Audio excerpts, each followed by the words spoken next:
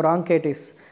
ఈ బ్రాంకైటిస్ అనేది చెప్పుకునే ముందు మనం మన రెస్పిరేటరీ సిస్టమ్ సంబంధించి ఒక చిన్న బ్రీఫ్గా చెప్పుకుంటే, మనకు బయటికి కనపడేది ముక్కు రంధ్రాలు, ముక్కు నాళాలు, దాని తర్వాత ఓరోఫారింగ్స్ అంటాము, తర్వాత ఇది larynx, and then lower airway.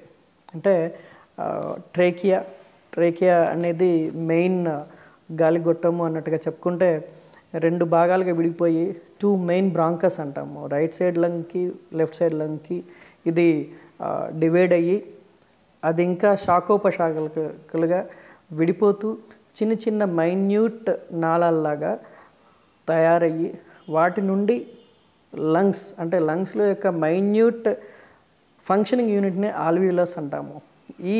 వీటికి పంపించే ఏవైతే గాలి గొట్టాలు వీటినే బ్రాంకై ఆర్ బ్రాంకియోల్స్ అంటాము. దీనిని సింపుల్గా మనము ఒక చెట్టుని గమనించుకుంటే అది ఎట్లయితే మెయిన్ కాండము, దాని తర్వాత బ్రాంచెస్ లాగా విడిపోతూ లాస్ట్కి చిట్ట చివరి కొమ్మ వరకు ఏవైతే ఉంటాయో వాటిని బ్రాంకై అండ్ బ్రాంకియోల్స్ అంటాము. వీటి యొక్క వాపు రావడము ఏదైనా కారణాల వల్ల అదే పరిస్థితిని మనము బ్రాంకైటిస్ అంటాము. ఈ బ్రాంకైటిస్ అనేది రకరకాల కారణాల వల్ల రావచ్చు. ఒకటి ఎలర్జీస్ వల్ల, అంటే మనకి ఏదైనా డస్ట్కి బాగా ఎక్స్పోజ్ అయినప్పుడు, సెన్సిటివ్గా ఉన్నప్పుడు, అంటే లైక్ ఇప్పుడు road side dust pollution and ఘాటు వాసనలకు కానీ పొగలకి కానీ, ఇప్పుడు మనము కొన్నిసార్లు చూస్తూ ఉంటాం రోడ్ సైడ్ డస్ట్ మన స్ట్రీట్స్లోనే ఈ చెత్త పోగైపోయిందని చెప్పేసి మంట పెట్టేయడం కానీ, లేదా వింటర్ సీజన్లో సెన్సిటివ్గా ఉన్న వాళ్ళు విపరీతమైన కూల్ టెంపరేచర్స్కి ఎక్స్పోజ్ అయినప్పుడు అది గొంతు పట్టేయడం అంటారు, లేదా ఛాతి పట్టేసింది అంటారు. సో నథింగ్ బట్ బ్రాంకైటిస్ అనమాట.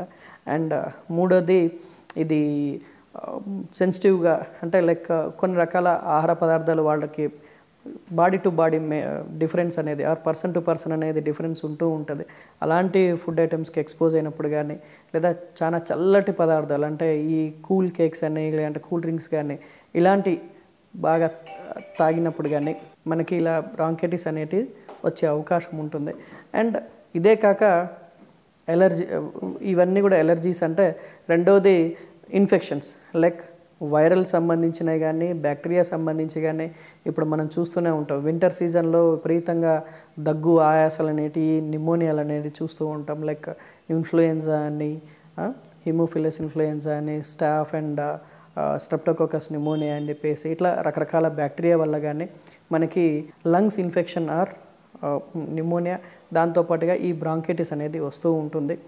ఈ బ్రాంకైటిస్ వల్ల జరిగే లోపల ప్యాథోఫిజియాలజీ ఏంటి అంటే, ఇది మనం ఇందాక చెప్పినట్టుగా అదొక బ్రాంకై అనేది ఎయిర్వే, అంటే ఏదైతే దాని యొక్క సైజులో మార్పు రావడం వల్ల, ఇన్ఫెక్షన్స్ వల్ల కానీ లేదా ఎలర్జీస్ వల్ల కానీ అది ఉబ్బినట్టయి దాని లోపల సెక్రీషన్స్ అనేది ఎక్కువైపోయి ఆ యొక్క ఎయిర్వేని పాత్ని బ్లాక్ చేస్తుంది. దానివల్ల ఈ బ్రీతింగ్ తీసుకోవడం, మనం పీల్చుకున్న గాలి పూర్తిగా ఊపిరితిత్తులకు కానీ, ఊపిరితిత్తుల నుండి చెడు గాలి అనేటిది, అంటే కార్బన్ డైఆక్సైడ్ అనేది బయటికి పంపించడం అనే పరిస్థితి అనేది దాంట్లో కాంప్రమైజ్ అయ్యే సిచ్యువేషన్ వల్ల మనకి ఆయాసము, దాన్నే మనము ఈ డొక్కలు ఎగరేస్తూ కొంతమంది పిల్లి కూతులు అంటూ ఉంటాము.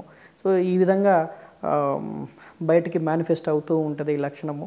సో ఇది రకరకాలుగా ఉంటుంది. దీంట్లో మైల్డ్ నుండి సివియర్ వెరైటీ దాకా ఉంటుంది. దాన్ని బట్టి మనకు దగ్గరలో ఉన్న పిల్లల డాక్టర్ చూసి వాళ్ళకి ఏ రకమైన ట్రీట్మెంట్ ఇస్తే బాగుంటుంది అనేది గమనించుకొని దానికి తగ్గట్టుగా చూసుకోవడం మంచిది.